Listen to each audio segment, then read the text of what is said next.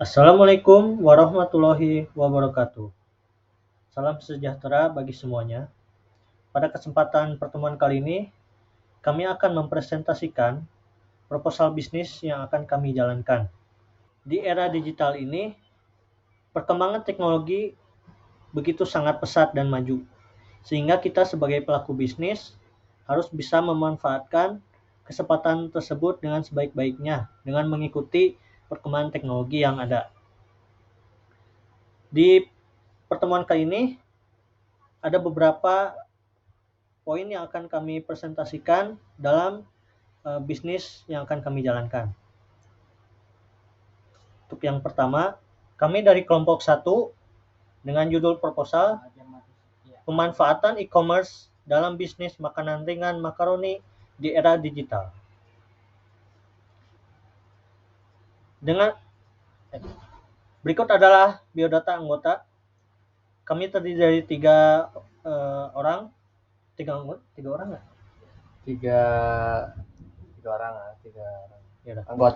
anggota. Kami terdiri dari 3 anggota. Yang pertama saya Noval Fala sebagai ketua kelompok. Berikutnya saya Cedrianus dengan NPM 406211000045. Dan saya Adina Antoni dengan NPM 23061643. Selanjutnya kita masuk ke executive summary. Kami mendirikan bisnis makanan ringan makaroni yang bernama Makaroni Senadi yang berasal dari singkatan nama yaitu Cedrianus, Noval, dan Al-Hadi. Kami menyediakan bisnis makaroni kering maupun makaroni basah dengan berbagai rasa, seperti rasa manis, pedas, asin, maupun campuran. Rasa kami juga memberikan pengalaman belanja yang mudah melalui platform online. Bisnis online dapat meningkat tiap bulannya, baik dari segi strategis pemasaran, inovasi, pelayanan. Keuntungan dari bisnis e-commerce adalah kamu bisa menjangkau pasar yang luas dan operasional yang lebih efisien dibandingkan bisnis offline. Selanjutnya kita masuk ke rencana bisnis. Kita mulai dari fokus bisnis. Bisnis kami berfokus pada penggunaan bahan baku berkualitas tinggi untuk memastikan bahwa makaroni yang akan kami jual kepada konsumen melalui platform e-commerce bisa menghasilkan nilai yang positif untuk bisnis di masa depan dengan selalu mengikuti tren teknologi. Yang kedua, untuk penjelasan bisnis makaroni ini berfokus pada menciptakan maupun membuat bisnis makanan ringan yang terbuat dari tepung atau yang disebut makaroni. Merupakan produk makanan yang cukup populer dan disukai oleh berbagai masyarakat. Makaroni banyak disukai karena cita rasanya yang enak, bentuknya yang unik, dan mudah dalam penyajiannya. Selanjutnya, unit produk. Produk makanan ringan makaroni kami terdiri dari 2 varian, yaitu makaroni kering dan juga makaroni basah. Selanjutnya, masuk ke latar belakang bisnis. Bisnis online sudah berkembang pesat sejak 2011. Karena semakin meningkatnya penetrasi internet, oleh karena itu, bisnis online mempunyai prospek yang sangat cerah di Indonesia. Bisnis ini makaroni selalu dipadati pembeli karena memiliki beberapa kelebihan, seperti variasi rasa yang beragam, harga yang terjangkau, dan juga dapat dijadikan cemilan kapan saja. Bisnis makaroni juga memiliki beberapa jenis seperti makaroni kering, makaroni pedas, dan makaroni campuran. Untuk menjalankan bisnis makaroni, yang perlu diperhatikan meliputi dalam bisnis makaroni, yaitu dengan mengedepankan kualitas produk, memiliki inovasi yang unik, memperhatikan proses pengolahan, dan memahami pemasaran. Beberapa alasan mengapa bisnis makaroni sering dipadati antrian pembeli meliputi keterbatasan pasar, persaingan, dan kesulitan dalam proses pembuatan. Namun dengan memahami peluang dan tantangan bisnis makaroni itu sendiri. Baik, lalu ada berikutnya ada visi dan misi. Visi kami adalah menjadikan salah satu produk makaroni terbaik yang mengutamakan kepuasan para pelanggan serta memegang teguh prinsip usaha yang bersahabat dengan lingkungan. Lalu misi dari bisnis makaroni kami yaitu menyajikan makaroni dengan berbagai rasa yang unik, lalu menetapkan harga produk yang terjangkau bagi konsumen, lalu memberikan kualitas pelayanan dan produk yang baik, dan selalu mengikuti teknologi yang sedang berkembang. Lalu berikutnya adalah analisis SWOT. Kekuatannya adalah berkembangnya sarjana penjualan dan promosi melalui media digital, produk makanan ringan, serta digemari banyak orang. Lalu ada kelemahannya, bersaing dengan produk terbaru yang sedang tren di pasaran. Lalu ada promosi penjualan dan yang belum optimal, dan jam terbang bisnis masih rendah. Lalu yang terakhir adalah sulit menghadapi perubahan rencana bisnis. Lalu peluangnya adalah daya beli masyarakat sedang meningkat, teknologi semakin berkembang pesat guna kelancaran bisnis. Lalu ada ancamannya, yaitu minat pembeli akan semakin berkurang seiring berjalannya waktu, situasi pasaran diprediksi akan kurang atau menurun, lalu ada kompetitor besar yang memiliki produk yang serupa, dan naiknya harga baku pembuatan produk. Lalu ada analisis pasar. Potensi pasar, dari segi potensi pasar, usaha makanan ringan ini terkategori menjanjikan, sebab penggemar lumayan banyak dari berbagai kalangan. Nah, dijumpai dimanapun dan harga yang terbilang murah. Menjalankan bisnis online ini bisa mendapatkan konsumen di mana saja, bahkan di luar pun juga bisa Anda dapatkan. Dengan fasilitas koneksi internet, Anda bisa memasarkan produk dengan jangkauan yang sangat luas, bahkan bisa sampai ke luar negeri. Lalu ada target pasarnya. Nah, pilih yang mudah dijangkau bagi target pasar untuk menarik lebih banyak pelanggan. Identifikasi pasar juga, makaroni seperti keluarga, pelajar, atau pekerja kantoran. Lalu ada analisis produksi. Udah kan?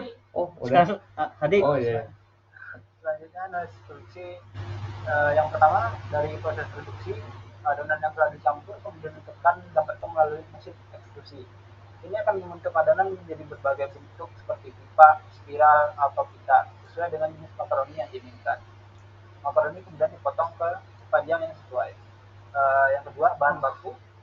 Bahan baku utama untuk makaroni adalah tepung terigu, durum, dan air. Tepung durum kaya akan protein dan menghasilkan tekstur khas makaroni. Yang terakhir yaitu kualitas. Makaroni telah dikemas, disimpan dalam keadaan yang sesuai. Pastikan penyimpanan dilakukan dengan benar untuk menghindari kerusakan atau penurunan kualitas produk. Selanjutnya, untuk analisis risiko bisnis. Yang pertama, risiko bisnis pemasaran. Dalam bisnis makaroni dapat meliputi perubahan selera konsumen, persaingan, dan efektivitas strategi pemasaran. Untuk mengatasi risiko ini, bisnis makaroni kami dapat melakukan berbagai strategi pemasaran, seperti meningkatkan kualitas produk, menyesuaikan dengan harga pasar, dan memperkuat branding. Selain itu, penting bagi bisnis makaroni ini untuk memahami karakteristik produk dan pasar yang dihadapi, serta mengembangkan strategi pemasaran yang tepat. Yang kedua yaitu risiko bisnis produk. Risiko produksi dalam bisnis makaroni dapat meliputi keterlambatan pasokan, kegagalan peralatan, kesalahan produksi. Untuk mengatasi risiko ini, dapat melakukan berbagai strategi seperti memperbaiki proses produksi dan meningkatkan kesadaran akan keselamatan kerja. Selain itu, penting untuk memahami karakteristik pasar dan produk yang dihadapi, serta mengembangkan strategi produksi yang tepat.